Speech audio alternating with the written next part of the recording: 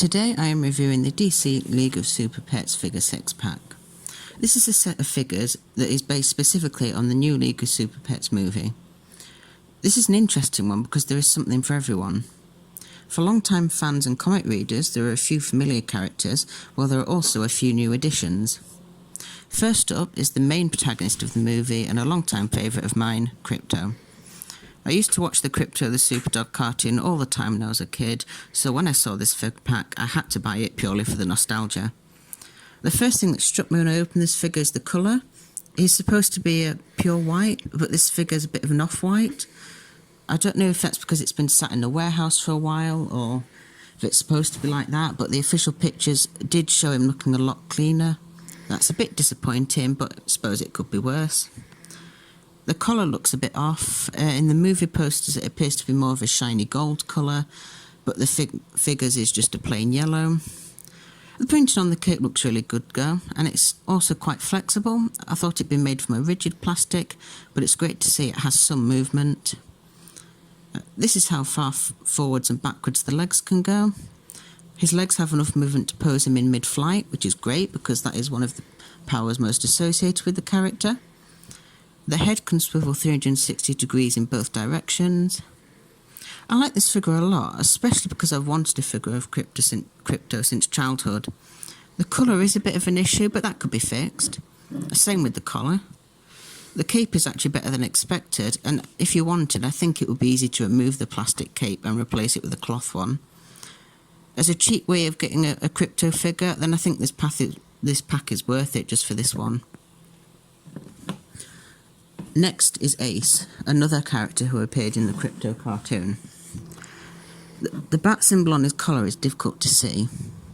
In the movie posters you can see that the symbol of his collar is actually yellow/gold, so that it stands out on the blue collar. This figure doesn't have that, but it should be easy to fix if you wanted to. The cape also looks good, and it's also made of a flexible plastic, just like the previous one. And if you wanted again, you should be able to replace it with a cloth one. His head moves 360 degrees, and his front legs can move really far forward, but don't really go that far back. The back legs can move quite far in both directions. It might make posing a bit difficult, but it should be alright. I really like the uniqueness of this particular figure. Ace and Krypto are obviously different breeds of dog, but as they are both similar sizes, I expected the figures to have been made with the same basic mould.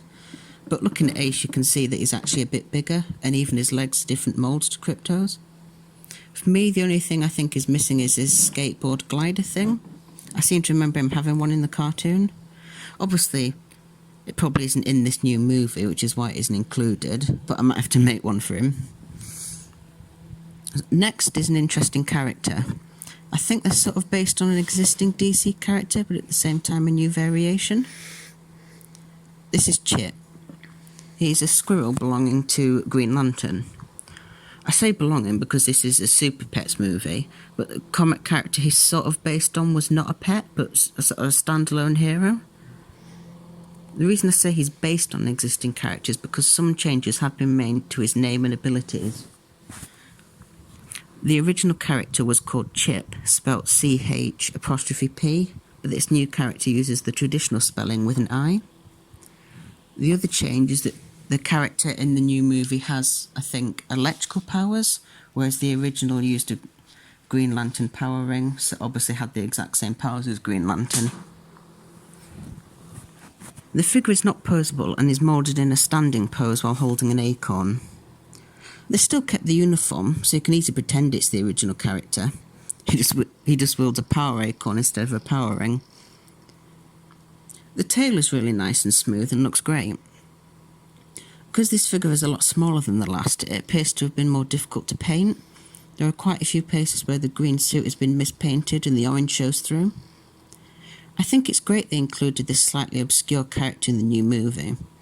I don't really know a lot about Chip from the comics.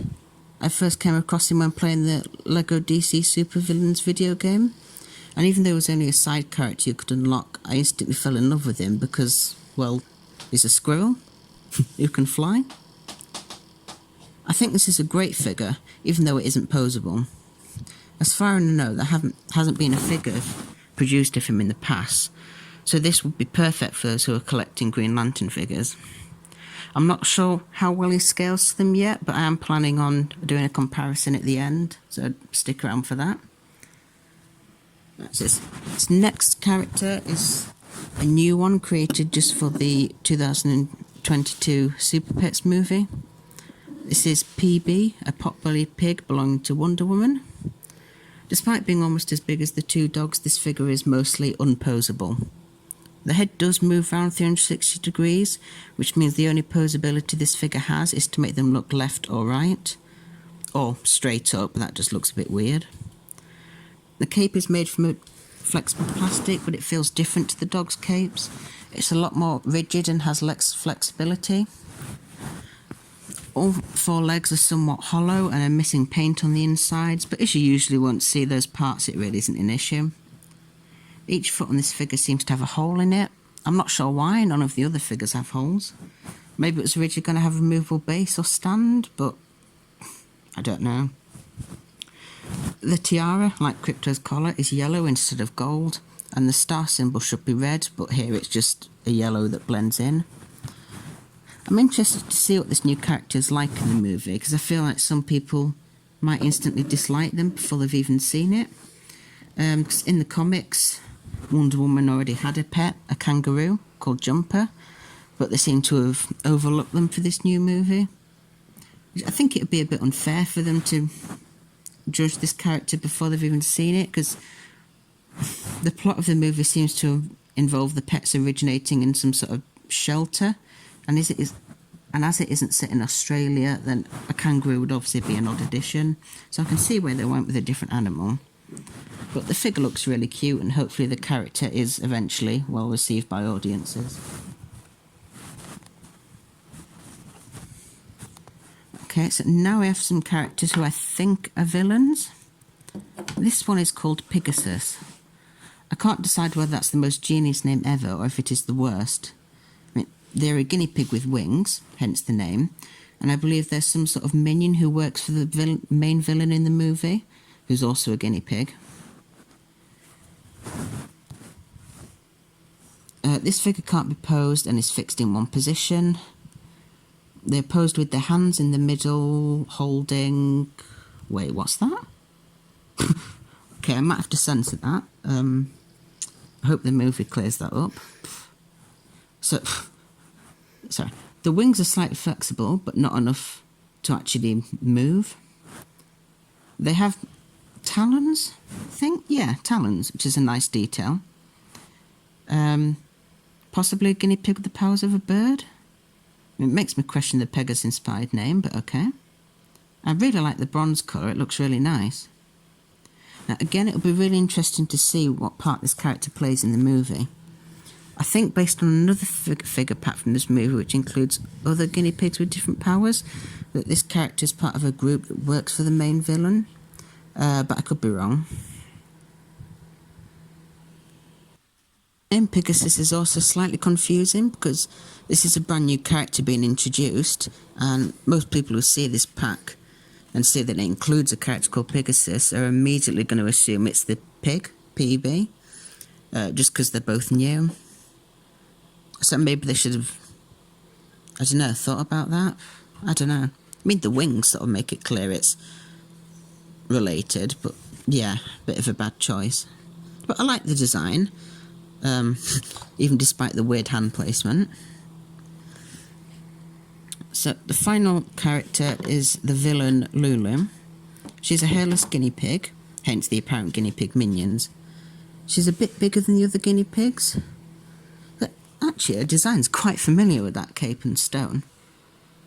I thought this was DC Super Pets.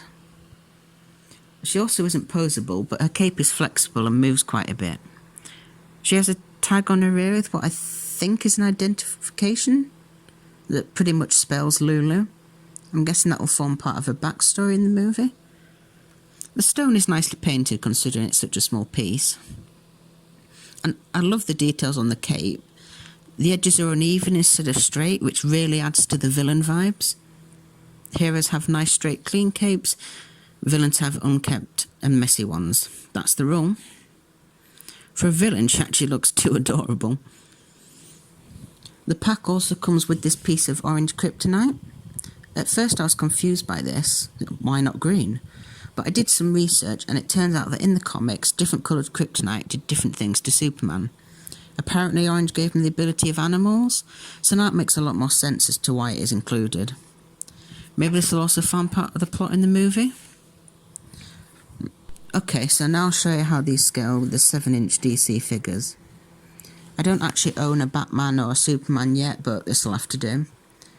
It's important to note that these figures are not designed to fit with the 7-inch figures, but I thought it'd just be nice to see if they did. So, the dogs sort of go up to about her hips. I know they're not supposed to be small dogs, but I think they might just be too big. Chip's head reaches her knees. That's one big screw. Yeah, it's a bit too big. I think the guinea pigs are also a bit too big, and generally quite small guinea pigs.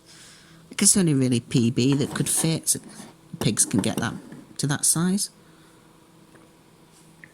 So yeah, overall, this figure pack is pretty good.